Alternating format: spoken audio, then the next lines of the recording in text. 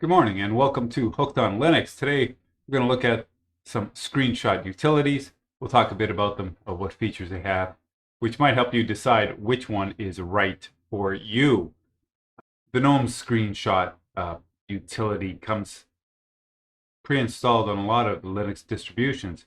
Doesn't mean that you can't use something else, but I've been using it since day one of having my Linux Mint operating system. And so I've gotten used to it, and I keep using it kind of out of habit. This is a simple screenshot utility. You can choose to show the pointer or not. You can delay the screenshot. So we can take the entire screen. The entire screen is going to show you all the screens that you're using. And if you select Window as a screenshot, it'll take a screenshot of the active application window that you have open. I'll give you an example. Behind me, I'm going to open up, let's open up my Brave browser.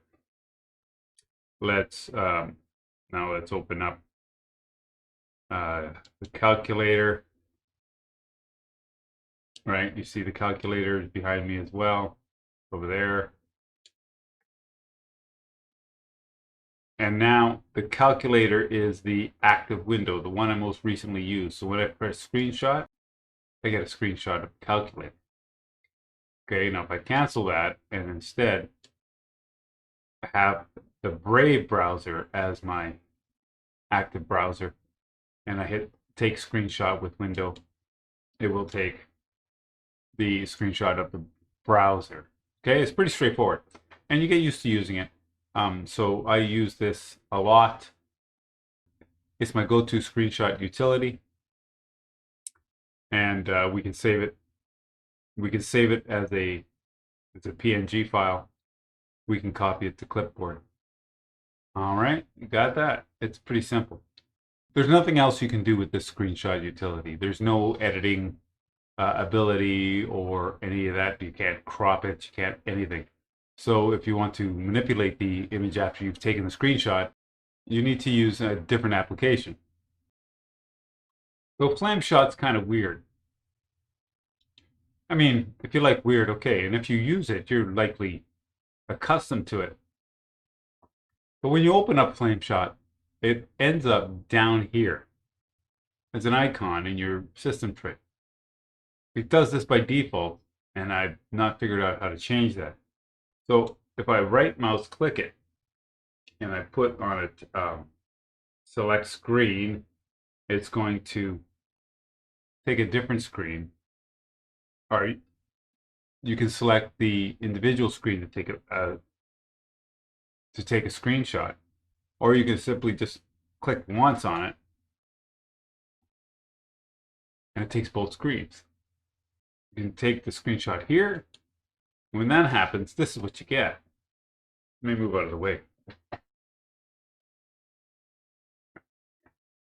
This whole idea here, now we've got tool settings that are going to come off, and you can manipulate the image with color, different things. I'm not exactly sure how to use that. And we can select the screenshot area so that if I only want to take a small area of the screen, we can take it, or different things. And I don't know what else it does except these weird kind of weird stuff. Apparently it has an editor built in, but yeah, I haven't figured it out yet. If I can't fix something, if I can't figure it out in a reasonable amount of time, that's it, I'm done. So this one here is completely gone. I just don't like it. I don't like it. But that's me. Okay, if you've used Flameshot and I'm missing something, let me know down in the comments. Tell me something. Tell me, wait, you got to do this, or I installed it wrong, or something. I don't know what the heck the problem is, and I'm not about to investigate it. Ksnip, the screenshot utility, is also available. So if we want a new screenshot, we can click here on new, and we can I don't know. Do you see see the crosshairs? Can you? I don't think you can. You might not. So what I'm getting is a couple of crosshairs.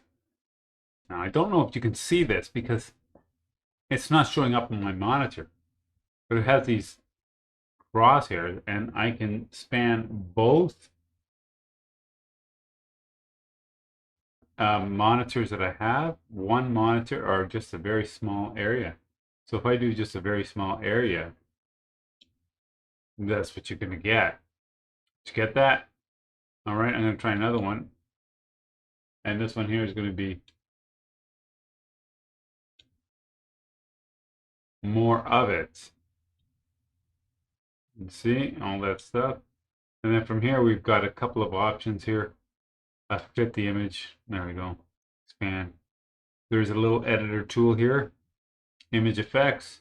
Okay. And we've got our editor here. See, I'm just coloring things in. That's on marker. We can put some stuff in here like some writing, whatever different kinds of things. So it's got a little wee editor in it, which is kind of cool. And I'm going to discard that.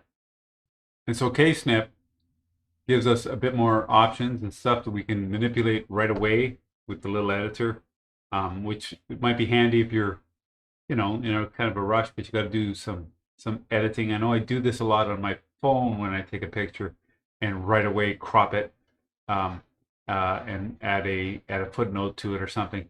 And KSnip is pretty quick and easy to learn, short learning curve, and you can do these kinds of things with KSnip. That's kind of a cool little utility. Spectacle comes pre-installed along with the KDE Plasma desktop. If you're ever using the desktop, Spectacle is going to be the pre-installed default, whatever word you want to use, screenshot utility. When you first open up Spectacle, it shows you both or all the screens that you have available to you. And you can capture all different things. You can include the mouse or include the window title bar, which is a great feature. With things like GNOME, these would have to be cropped out. And this one here, capture on click. Now, you put capture on click. We can take the active window, and the active window is the most recent active window screen. So let's open up a window screen here. Calculator is always easy. Active window, click. Ah, it didn't give me anything. You bastard. It didn't. Take a new screenshot. Yes. Capture on click. Okay. Active window, click. And again, there's a learning curve here that I'm not quite sure about, because it could have already saved them, and I just don't know because I haven't gotten into that. Window under cursor.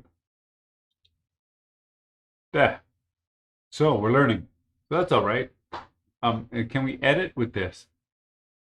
Show annotation tools, configure, export, copy, save, configure. Nope.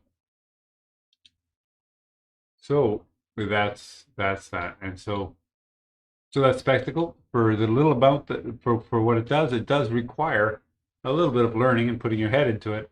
Like anything else, a few minutes of time will help you get through it.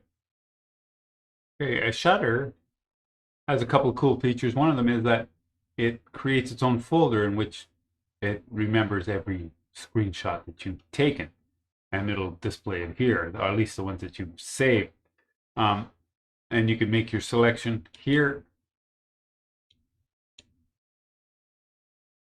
with crosshairs and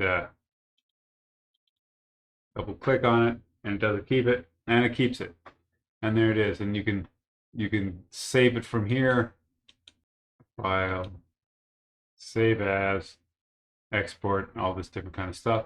And this one as well, you do have an editor that you can crop color, add text, manipulate, or do whatever your artistic part desires. And so it becomes a very progressive and useful utility.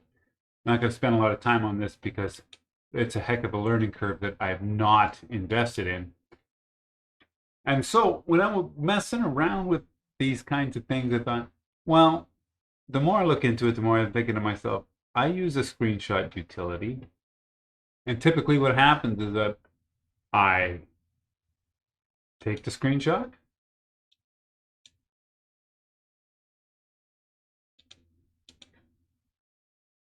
I save the screenshot, and then I go into a folder here somewhere, wherever the heck it is. I open it with GIMP. And so GIMP's going to open, and then I'm going to manipulate this in GIMP. I'm going to do everything that I want to do. So when I'm doing this, I'm thinking to myself, there's got to be a shorter, easier way to do this, because what I normally do is I will use this and add whatever. And then there's this thing.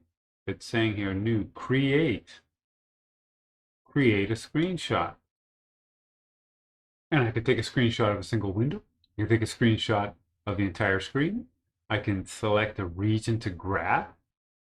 I can include the window decoration, which was a great feature that Ksnip had. I think it was Ksnip. Was it? One of these utilities has that. We can have a selection delay and a screenshot delay. You can tag the image with a monitor profile if you like. That's kind of cool. And those are the settings. You can reset it or you can snap it. And then I hit snap. Is it snap I hit? Yes. And there it is. It's now all on my GIMP. And I can edit this as I wish, which is what I would be doing anyway. I'm going to start working with this, do a little bit on that because I think that's the best. I think that's the best shit ever now. All right. We're not saving anything there. Wow, that was pretty cool. So that's my take on screenshot utilities. I hope you guys got something out of it. If it's something that you found interesting, please give it a like and a subscribe. Leave some comments downstairs. Let me know what your favorite screenshot utility is and what you use it for. Why do you? At any rate, that's all I got. It was great hanging out with you guys today, and we'll talk to you soon.